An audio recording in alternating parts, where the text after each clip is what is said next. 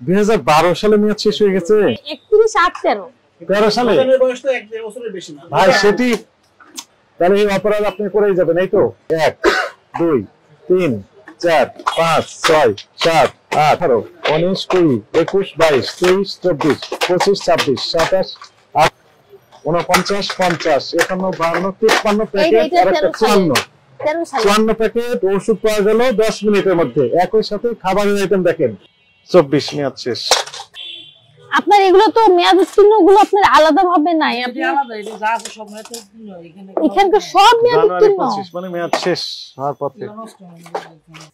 April 24 মেয়াদ শেষ। আপনি কাছে আসেন, আপনি দেখেন, কাছে আসেন, দেখেন তো পড়েন কবে মেয়াদ শেষ। এই পড়েন, আপনি পড়েন। মার্চ 24, এপ্রিল 24 মেয়াদ শেষ, এপ্রিল 24 মেয়াদ শেষ, ডিসেম্বর 23 মেয়াদ শেষ, ফেব্রুয়ারি 24 মেয়াদ শেষ, মে 24 মেয়াদ শেষ,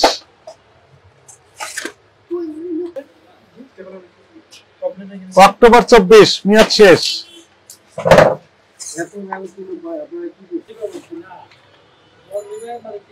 ডিসেম্বর 24 মেয়াদ শেষ, মার্চ 24 মেয়াদ শেষ, ডিসেম্বর 24 মেয়াদ শেষ, এই দেখেন নভেম্বর 24 মেয়াদ শেষ। তুলেন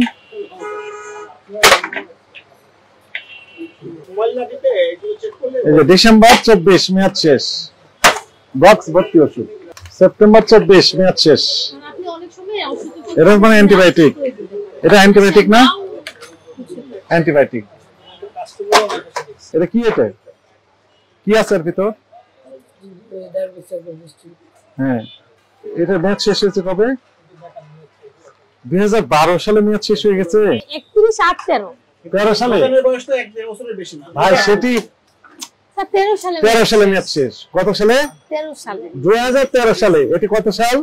2025 সালে। যায় 12 বছর হয়ে যাচ্ছে। দেখেন আমরা যে মেয়াদ উত্তীর্ণ ওষুধগুলো বের করব, কয় মিনিট হবে এখানে? স্যার 5 মিনিট, 10 মিনিট, তাই না?